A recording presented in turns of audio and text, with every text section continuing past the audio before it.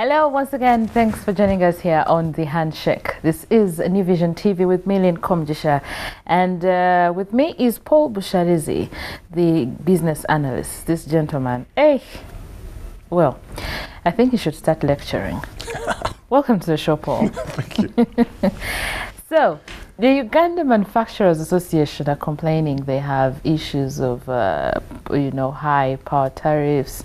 That is the Uganda manufacturers, and then they also have high interest loans that are becoming so expensive for them. I mean, they're manufacturers. They have business going on. Why should they be complaining about these things? Well, of course, they're complaining about the costs. To be profitable, you have to get things at the lowest possible cost and hopefully sell them at the highest possible price. So if your costs are high, then your margin thins out. It's a problem. Okay. It becomes difficult for you to maneuver when things go bad, as they inevitably do. You know, economic cycles is up and down, so you need to have some profit to cushion you when the things go wrong. So they're arguing that, listen, to expand manufacturing, we need cheaper power and we need cheaper loans. Yes. So what? Well, first of all, maybe to go back, we are having, of course, the employment issues. Yes. And the world over, the history of development is that manufacturing is the one that creates those jobs that sucks up all this surplus. Especially now that for the last 20 years, interestingly, this year is the 20th anniversary of Uganda universal primary education. So you can imagine for 20 years, we've been churning out all these literate people who can read and count and talk English, talk, communicate. But we have not been creating as many jobs as possible. And the way to do it is manufacturing. A major input of manufacturing, power.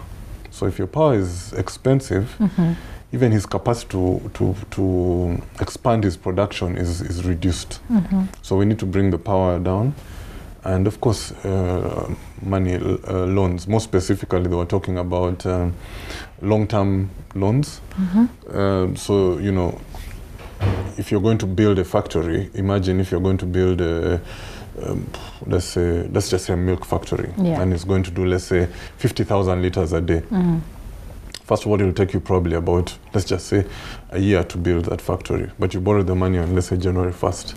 So some of this money which is structured for such developments normally has a grace period, and then it also goes on for a long time. Yeah. There's very little of that money in the market today. And so UDB, Manufacturers Association, was asking that, can we get more money into Uganda Development Bank, which used to serve that purpose of lending to manufacturers. Wow. So it doesn't have the money to lend out? Yes, it doesn't have enough. I think that's the challenge. I was reading, I think, the same article in a subsequent paper that they've got 218 billion waiting to be lent out, in which they're processing loan forms. You know, but 218 billion is less than $60,000.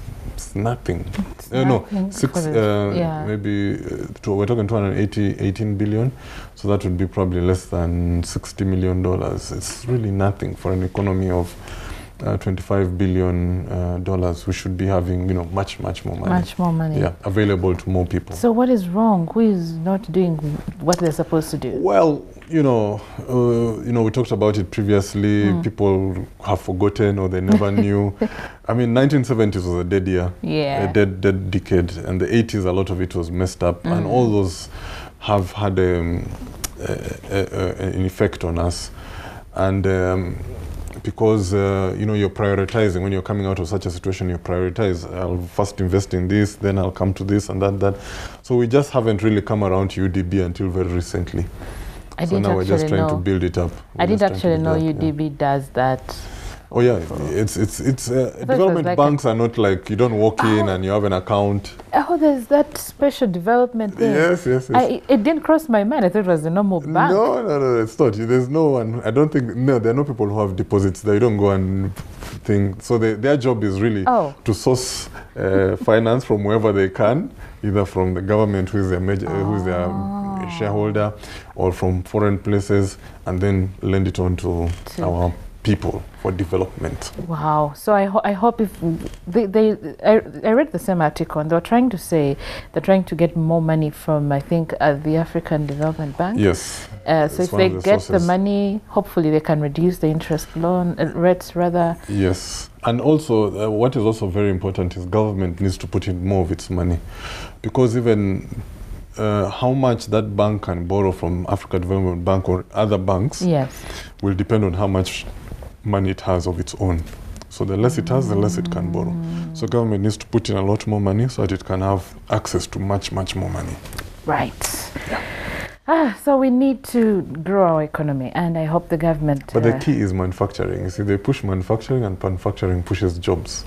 Yeah. Yes. Yeah, I think that's the key. So Yeah, I think the government needs to, look into that as quickly as possible. Absolutely. If they want to realize, is it the middle income status? Yes, middle income status. That's where we're headed. I can't wait for that time. I'm praying so hard that You'll be around, don't worry. I've seen grey hair in my head. Yeah, you're still Charlie Book. Right. Thank you so much, Paul. You're welcome.